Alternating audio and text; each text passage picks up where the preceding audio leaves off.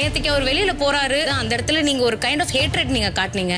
என்ன பத்தி உங்களுக்கு என்னங்க தெரியும்? நேத்து ஏன் அந்த லவ் அண்ட் கேர் அண்ட் அஃபெக்ஷனை காட்டல? பிக் பாஸ்ல விக்ரம் நானும் சண்டை போட்டிருந்தா உள்ள இருந்திருப்பேனோ என்னமோ, சண்டை போடாம இருக்குங்காட்டு தான் மக்களுக்கு என்னை பிடிக்கல, அதனாலதான் வெளியே அனுப்பிட்டாங்க அப்படின்னு ரொம்ப ஃபீல் பண்ணி அழுதுட்டு போயிருப்பாரு.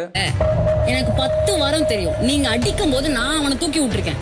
என் ஹர்ட்டோட கோப்பிங் மெக்கானிசம் நான் அப்படிதான் காட்டுவேன். போற போக்குல கொளுத்தி போடுறதுன்னு இருக்குல்ல, அது இதுதாங்க. ஏன்னா இதுனா வரைக்கும் பிக் பாஸ் ரொம்ப கலகலப்பா ஆட்டம் பாட்டம் கொண்டாட்டம் ஃபேமிலியா ரொம்ப பாசமா அன்பா எல்லாமே நடந்துட்டு இருந்தது. அதுல நீங்க மனிதாபிமானம் இல்லை, அவங்க ரொம்ப ஹேட்ரடோட இருக்கீங்க அப்படின்னு சொல்றது வந்து எனக்கு சுத்தமா பிடிக்கல. நீங்க எக்ஸ்பெக்ட் பண்ற மாதிரிலாம் நான் பிஹேவ் பண்ண முடியாது. மாயா வந்து கொஞ்ச நாள் வந்து சைலண்டா இருந்தாங்க. ஏன்னா நம்மளை யாராவது நாமினேட் பண்ணிட்டாக்கா வெளியே போயிடுவோம் அப்படின்னு அவங்களுக்கே வந்து தெரிஞ்சிருக்கு. அதனால ரொம்ப சைலண்டா ரொம்ப அமைதியா இருந்தாங்க. மாயா இது தெரியாம ஒரு லூஸ் டாக் விட்டுருப்பாங்க. பிக் பாஸ் டைட்டில் வரைக்கும் நான் கண்டிப்பா இருப்பேன் அப்படின்னு கமல் சார்ட்ட வந்து சொல்லியிருப்பாங்க. இதை வந்து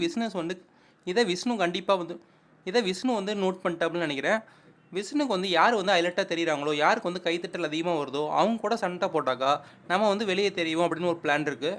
பிக் பாஸ் யூஸ் பண்ணுற மிகப்பெரிய ஸ்ட்ராட்டஜி என்ன அப்படின்னாக்கா, மக்கள் மத்தியில் வந்து யார் பரபரப்பாக பேசப்படுறாங்களோ, யார் வந்து ஹைலைட்டாக தெரியுறாங்களோ அவங்கள வந்து மட்டம் தண்ணி பேசினாக்கா, இப்போ நார்மலாக ஒருத்தர் பிடிக்குதுன்னு வச்சுங்களேன், அவங்கள புகழ்ந்து பேசும்போது மக்களால் வந்து யாருமே பேசப்பட மாட்டாங்க. ஏன்னா அவங்களுக்கு எல்லாமே சாட்டிஸ்ஃபை ஆயிரும், எல்லாம் கரெக்டாக நடக்குதுப்பா அப்படின்னு.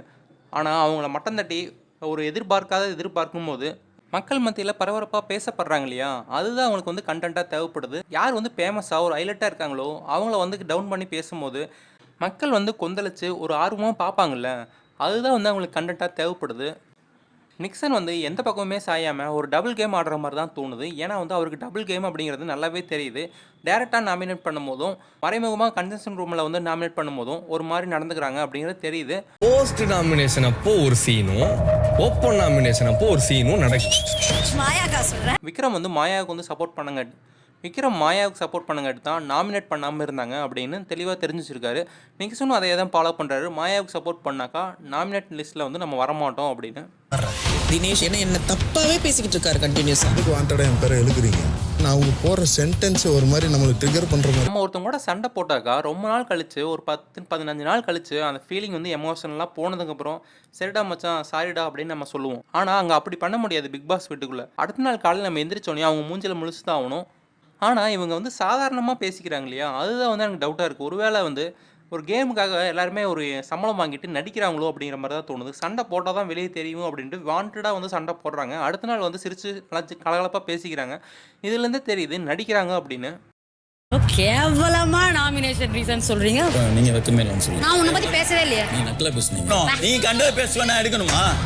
இந்த தடவை பிக் பாஸில் யார் ஜெயிப்பாங்க அப்படின்னு பார்த்தா யாருமே வந்து மக்கள் நம்புற மாதிரி உள்ள யாருமே இல்லை. விசித்ரா, தினேஷ், விஷ்ணு, அர்ச்சனா இவங்க 4 பேர்த்தில் யாரோ ஒருத்தர் தான் ஜெயிக்க போகிறாங்க அப்படின்னு தெரியுது.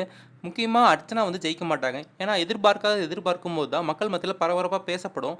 ஒருவேளை அர்ச்சனா வந்து ஜெயிக்கல அப்படின்னாக்கா வேற யாராவது ஜெயிக்கும் போது மக்கள் மத்தியில் வந்து பரபரப்பாக பேசப்படும். கண்டென்ட் அவங்களுக்கு தேவைப்படுது. யாரை நீங்கள் எதிர்பார்க்கீங்களோ அவங்க ஜெயிக்க மாட்டாங்க, யாரை வந்து எதிர்பார்க்காம இருக்கீங்களோ அவங்க தான் வந்து ஜெயிப்பாங்க. ஏன்னா இது பிக் பாஸோட ஸ்ட்ராட்டஜி. அப்போ தான் வந்து மக்கள் வந்து ஆர்வமாக பார்ப்பாங்க, கொந்தளிப்பாங்க. அவங்களுக்கு தேவை சேனலுக்கு அந்த அன்றைக்கி டிஆர்பி வேணும். எதிர்பார்க்கும் போது தான் மக்கள் வந்து எல்லாருமே ஆர்வமாக பார்ப்பாங்க அப்படின்னு. இந்த தடவை யார் ஜெயிப்பாங்க அப்படின்னு நீங்களே கமெண்ட் பண்ணிடுங்க. இந்த வீடியோ பிடிச்சிருந்தா லைக் பண்ணுங்கள், ஷேர் பண்ணுங்கள், கமெண்ட் பண்ணுங்கள். நெக்ஸ்ட் வீடியோ சந்திக்கலாம். எல்லாத்துக்கும் பாய்.